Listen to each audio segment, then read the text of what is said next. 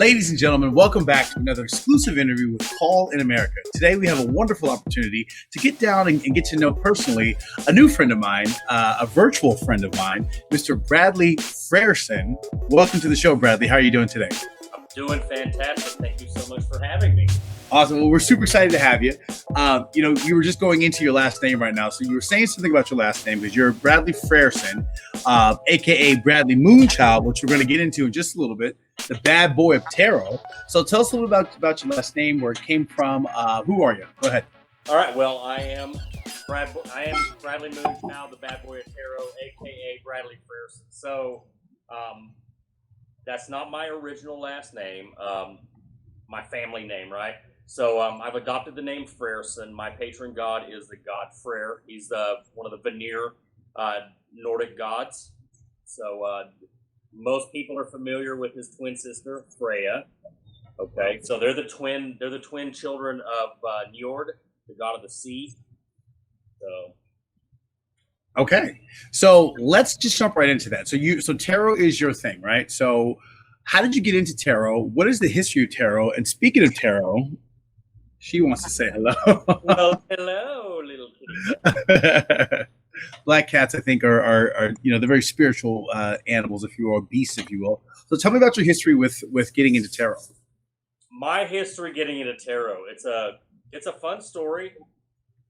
I didn't start out so much fun. Well, I guess I'm the bad boy of tarot because I essentially lived a bad boy life. I was getting high, getting drunk all the time, and a person that I associated with at the time read playing cards, right? Yes. She did it through divination, and which, when we look back historically, playing cards come from the minor arcana of the tarot cards, Tarachi. So that's where we get our playing cards from, okay, the 52 card playing deck. So I watched her doing readings for some people, and there was one particular reading where I saw a couple of kings next to each other, and just something, I don't know where it came from. I'd never studied it, I never looked it up, but I was like, hey, don't those like mean something? And she's like, shut the fuck. Oh, I think you're your internet froze on me, and when we play this back, your face is amazing. The face that you just made. So this is a live recording, ladies and gentlemen. We're doing things live here, but we can edit some things out, but some things we'll leave in. So you were saying there was 2 tigers, I believe, 2 lions, 2 kings. There was 2 kings. Oh, you yes. froze. I turned my Wi-Fi off. Okay, good.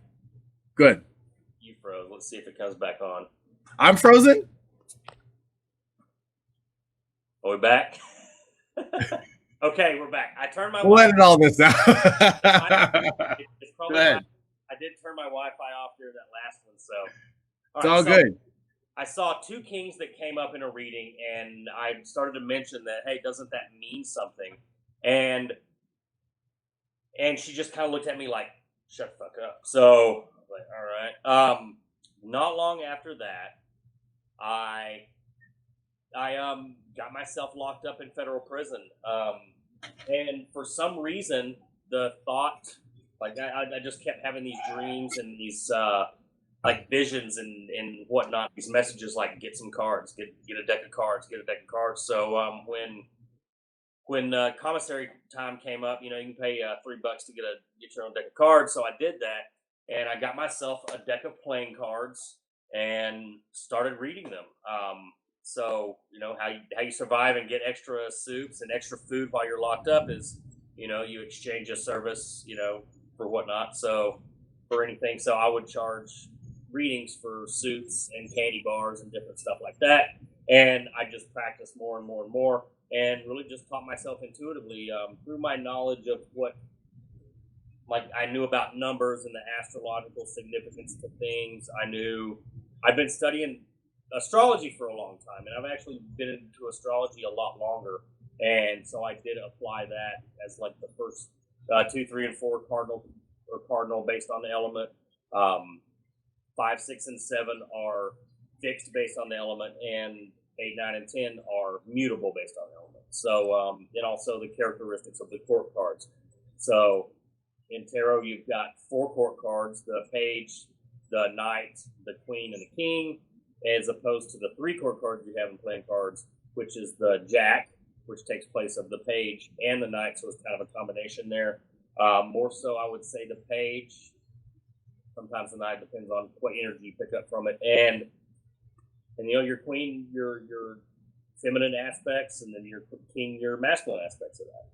So I got on Facebook, and I was trying to like turn my life around, and I got into this metaphysical group, and this person, through one of the posts, we ended up connecting, and she reached out to me, and she ended up sending me a tarot deck. And it's the Rider-Waite deck. I've still got it. Always got it with me.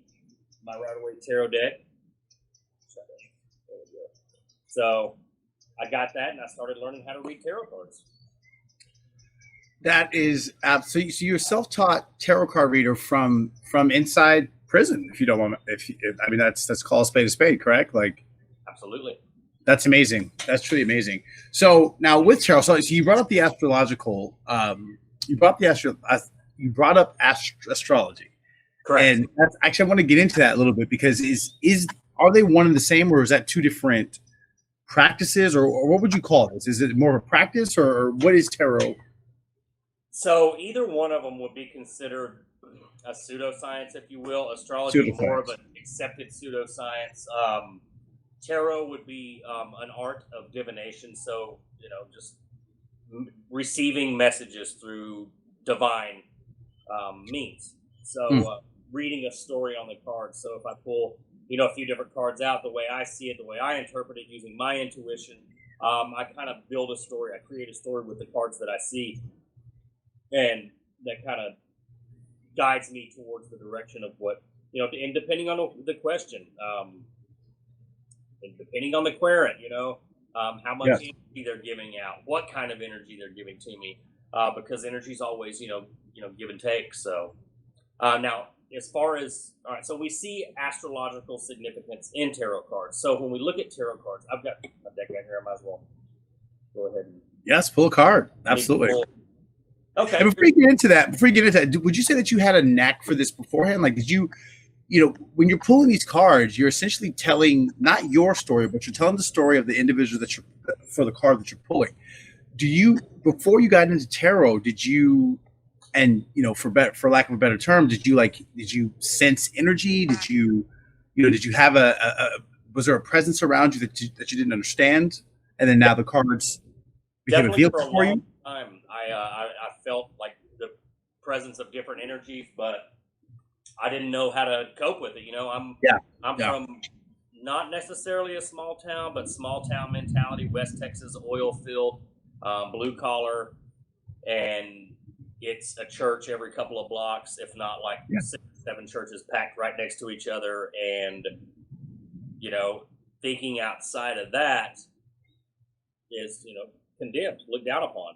It's definitely gotten a lot freer since back then, but I didn't have the means locally. There wasn't anybody, like I couldn't go to the store and buy books. Sure. Or a cult type thing. And so I just kind of tried to accept the position I was in. Yeah.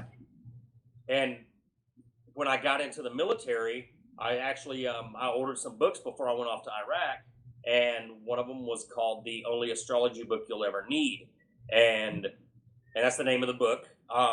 And I got into that, and I read that while I was in Iraq, and I just fell in love with astrology then. And it tells you it gives you a map, kind of like a brief description of where all the placements, because astrology goes so much further than sun signs. A lot of people, they see the horoscope in the newspaper, and and it goes that's based only on your sun sign. Yeah. You can have placements. You can have your moon, your Mars, your Venus, your Pluto, your Uranus, your Mercury, everything in different signs of the zodiac and different houses, and there's so much more to it than that. Yeah. So now you said one more quick question, follow up to that one was, would you say that you were Did you feel any type of like discrimination or judgment for yourself getting into the tarot? You said you're from a small town, a couple of churches here and there. What were their thoughts about you expressing this new form of religion almost? Well, honestly, I didn't associate that much with anybody outside of, like social media, because I was afraid of their judgment. Now I did have some family members who are like, this is, whatever. This is just your next big thing or whatever. And yeah. But it wasn't like, this is something, and like it is like a religion to me. I don't claim religion at all. That's a different subject for a different time, maybe. There you go. Maybe later, but like I have my own beliefs. I'm very eclectic. I consider myself a witch to a certain extent. I believe in magic. I believe in crafting magic, casting spells. And there's people like, I'm part of a recovering fellowship, and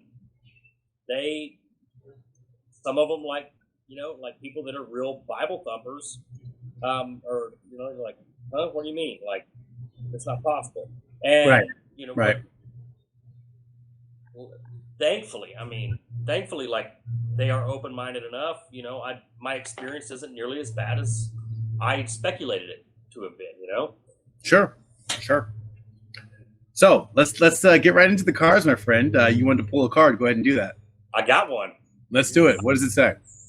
So I've got to find my camera. There we go. I got the Devil. All right. So now, when we look at tarot cards are designed with several different archetypes in mind, and just the basics. We have the numerological significance, the astrological significance, also colors. We look at colors. We look at dualities. So dualities is going to be masculine and feminine energy. And when we look at the dualities, as in regard to metaphysical type stuff, we're not looking. You got to take the sex part out of masculine and feminine. Sure. When we look at masculine and feminine energies, we're looking at projecting energies and energies that we draw in. Okay. Interesting. So masculine would be projection, and feminine would be drawing energy in, right? Or that energy we draw from within, right? So we got the Devil here. Okay. Devil is the 15th card here. So we have 15. Number 15, and when you look at numerology, 15 breaks down into 6. Okay. Yep. And everybody freaks out when they see the Devil, but what's cool about the Devil card is you'll see these are the same two characters that are on the Lover's card. Okay. The Lover's card is symbolic of Gemini, but it's symbolic of Adam and Eve. Okay. And we see that Adam and Eve here, these two characters, they're in chains, right? They're in chains, but these chains aren't tight. They're in absolute control. They're not under, like, they are in control of themselves being tied down, being chained down. So when we look at this, like, we look at falling into our desires, falling into our human nature, giving up, like being submissive, submitting our will and our power to something else, something greater, something more powerful, or something that we think is more powerful, or, just wanting to not have control. And so when we look at the Devil in an astrological sense, we're looking at, this is symbolic of Capricorn energy. Okay. Capricorn is our cardinal earth energy. And that is our, how am I going with this? Oh, the ruler of Capricorn is Saturn. And when we look at Saturn, Saturn is the planet of limitations. So what limitations are we ultimately placing on ourselves? What are we chained down to? What are we chaining ourselves down to when we look at this? That's absolutely amazing. I think that's amazing. It's interesting because when you pull the Devil card, I didn't think it was a bad card. And I've had some experience with tarot. Like, I've never done tarot before, but I've had tarot done on me before. Like, I've never dealt the cards myself, but I've had the cards dealt on me. And the Devil has been, I've seen the Devil a couple times, and it's always been explained.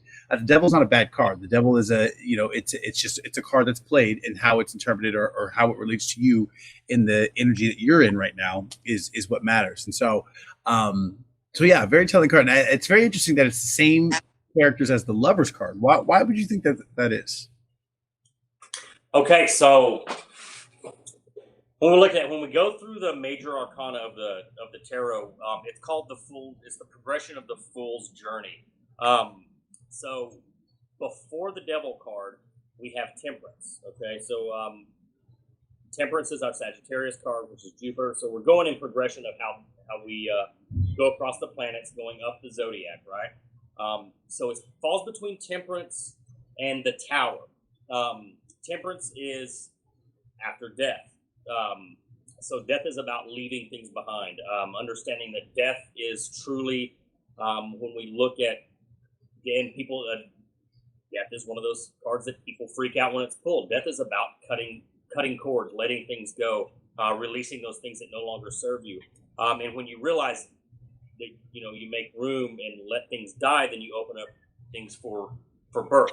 You're making space for life, new life to exist and come in and fill that void. We have that Temperance, so we want to kind of clear out the area. We're looking at Sagittarius energy. When we go past death, okay, we have this new life. Imagine like a child. When a child comes into this earth, into this life, then they're growing. All right, so that's they're going, they're experiencing, they're touching, they're feeling. This is a circle, this is a triangle, this is a square, this is how a dog, a cat goes meow, cow goes moo, and then we come across, then we hit the Devil. So that's okay. What are my limitations? Okay, if I hit my head on this sharp corner of this desk, it's going to be an owie. All right. So it's about learning our limitations. When we get to the Devil, it's about learning those limitations. So we've gone through with Adam and Eve. We think about Adam and Eve, the first, according to Abrahamic religions, they're the first humans, right? Right. So this is kind of like going out and leaving the Garden of Eden, and this is their punishment for taking the bite of the apple. So now we're having to experience. Now we're feeling naked. Okay, we're at that point where now we feel like we need to cover ourselves up. They're naked here, right? So we feel vulnerable. We feel submissive.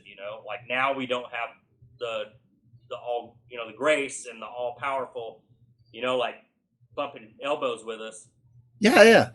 Almost as if it's like the end of innocence, right? End of innocence, end of protection. End of it's the start of a new life because we're coming from something else. Would you agree with that? Absolutely. Yeah. Absolutely.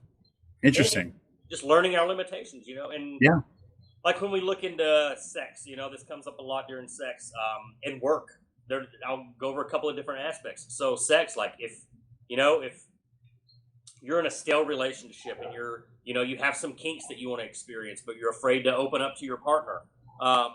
This is going to come up because you are chaining yourself down. Yeah. You're afraid of their reaction. You're exposing yourself. You're making yourself vulnerable by voicing that. This comes up in work because sometimes, we think like, okay, I don't like my job where I'm at, or I think that this could go better. I think I deserve a raise. So are you going to speak up? You have to initiate that effort. This is about initiating that effort, putting your foot down. Hey, I want to, like do some kinky stuff, or hey, I deserve a raise. It's that action, that initial action to make improvements, to try things out. Almost as if to confront your inner being, your inner self, right? To confront those things that scare you, so that you can move past them. Not move past them, but process them, right? I think it's important to say, people say get over things or get past it. You have to process. You have to go through it, so that's some interesting stuff. Interesting. Let's switch topics, my friends. Let's talk about Bradley Moonchild, right? So we have Bradley Frerson, but Bradley Moonchild. Who is Moonchild? Where does Moonchild come from? And what's in store for Moonchild? All right, so Moonchild. Astrologically speaking, Moon is my ruling planet. I'm a 12th house Cancer stellium. I've got my Sun, my Mercury, and my Mars conjunct, all in the 12th house. So the Moon rules Cancer. Okay, the moon is the ruling planet of Cancer. I am a Cancer sun, and also my moon is in 8th house, which is when you look at 4th, 8th, and 12th house, these are all water houses. And then I have my 4th house, which is Scorpio. I've got Lilith and Uranus in there. So with the moon aspecting it's trining my 3 planets in Cancer and the 4th house, right? The moon is my ruling planet in my chart, and I've always been drawn to the moon outside of even having the knowledge to that. Knowing the moon phases, I was born on a Monday. We like Mondays. I've always had a liking. Everybody freaks out over Mondays. Like, oh, Monday's terrible. I'm going back to work. Like, Mondays are great. Like, you're getting, like, you're getting stuff done on a Monday. You know, like you start the week, you get right into it. I love Mondays actually. I think they're great. I like having Mondays off too. Like, don't get me wrong. Like, nice Sunday, Monday. I don't work for corporate America anymore. But when I did, the ideal schedule was Sunday and Monday because you could go out Saturday night, day drink Sunday, and then still get stuff done for Monday. So that's amazing. So you got Bradley Moonchild. Now, Bradley Moonchild, you are starting your own, like, you have a show that you do almost every night, right? Where you read tarot. Like, tell me a little bit more about that. Get back into that. All right. So it all started in Star, which is a Facebook group. It used to be called Tarot Shitposting Inc. And the founder of the group, Joe Alley, she picked me up. I would just get on and comment, thinking I was funny. It was a shitposting group, and she's like, all right. She brought me in, made me an admin. I was like, fine, I don't know what's going on. I don't know any of you people. And she just really pushed me towards like getting out there, getting my name out there, read, like put your services out there, read for people, charge money for it. I was like, why would I charge money for this? And regardless, I went live for my first time in there. I admin the group. I learned how to admin a Facebook group and kind of manage a group. And now there's just yesterday, 20,000 followers in the group. I'm a mod again. After that, I love going live. I love reading for people. I ended up going to the Austin Witch Fest. It was the first annual Austin Witch Fest obviously in Austin, Texas, last March. Or I guess this March of this year. The day the coronavirus hit, they shut everything down. It was the next day. So I got to read for so many people. I got to meet some people that followed me online that, saw that I was going there, and that was incredible. And just really through her support and other support, going through that initial phase of buying every tarot deck I was drawn to, on Etsy and Amazon, and of course I ended up gifting a lot of those, and I've only read out of a few now that I'm more connected to than others, but I decided, like somebody finally, like Ellie, she asked me for a reading one day, and I'll never forget it. It's the greatest $50 I ever made. I just pulled 5 cards for her randomly and gave her a reading. She sent me $50. I was like, you didn't have to do that. She's like, yep, I do. Now you're a professional tarot reader. Now you start reading. Now you start charging for your readings, and you need to do it more often. Yeah. And so, go ahead. Go ahead, finish. Yeah. I mean, it just spiraled into me getting my own website, badboytarot.com. And now the Patreon, got the Instagram, the Twitter. I got stuff. I don't even know what all I have now. I think. Well, that's going to be listed. I'm going to make sure that you get me all that information, because all that's going to be listed in this episode, in the description of this episode. So what I really want to talk to you, because we're actually coming close to the end of our interview here, my friend. What I really want to talk to you is that you have, you have your Patreon and whatnot, and those links are going to be in the description, but you also are developing a card deck. So I want to talk a little bit about that, like what the inspiration was behind this, and where do you see this going? Man, ultimately, so I got the Starman Tarot deck. I've got that right here. And actually, if you'll look right here above my head, the inspiration, that is the King of Swords. I didn't turn to the month of November until I was getting set up to do the interview today with you. And wait a minute, are you serious? That's amazing. That's the King of Swords? I did not know the King of Swords was on here, but I'll have y'all know that Kelvin is going to be my first tarot card that I feature. He is going to be Kelvin is this King of Swords in my tarot deck. I've been inspired to do a tarot deck for a long time. I just didn't know. Amazing. So I actually, my idol in the tarot world is David DeAngelis. He's the creator of the Starman deck. He worked with David Bowie. The deck is inspired by his artistic work that he did with David Bowie, and he came up with this deck. And I pulled my favorite minor arcana card. This is Three of Pentacles, which what this tells us. This is the teamwork, collaborate, co-create part. I actually reached out to him and I said, hey, I don't know on what level or capacity I could ever work with you or be mentored, by you, but I would love to have any kind of direction you'd like to give me. It's like, well, then you want to make a deck, make me a card and give me a deadline and do it. So I did it, and I got it on time, and since then I've made 6 more cards. Now they're all blueprints right now, but it inspired me to actually do it. Like at least start drawing, start putting stuff together. It's going to be done in a different way. I'm doing my cards landscape.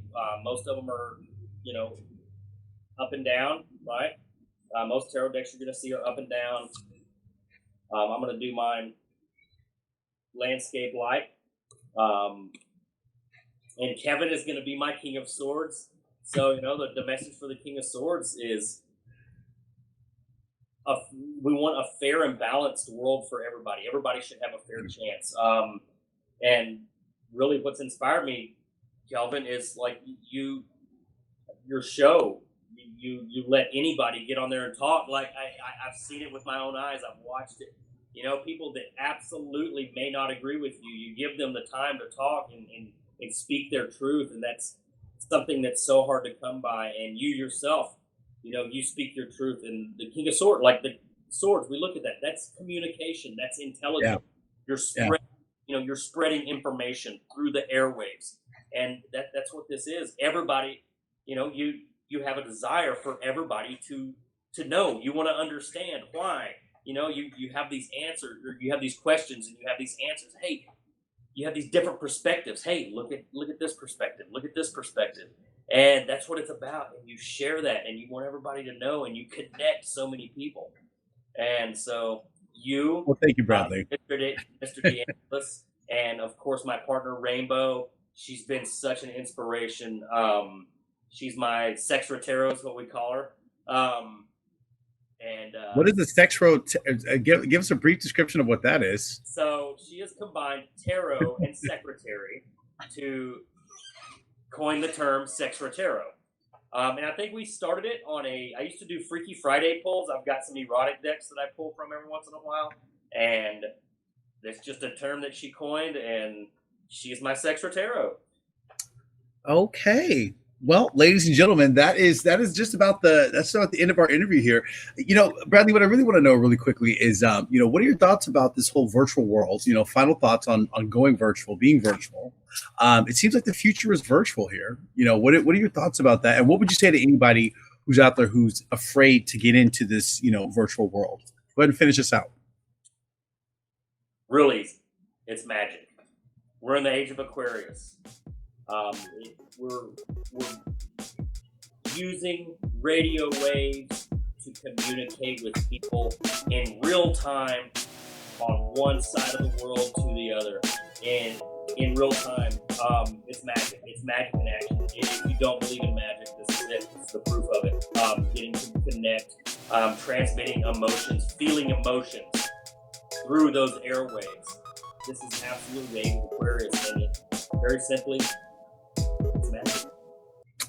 Ladies and gentlemen, you heard it here first. Another Call in America exclusive interview with Mr. Bradley Frerson, aka Bradley Moonchild, the Bad Boy Tarot. You're going to be able to find all this information in the description of this channel or this episode. Thank you so much for tuning in. My name is Kelvin West with CIA.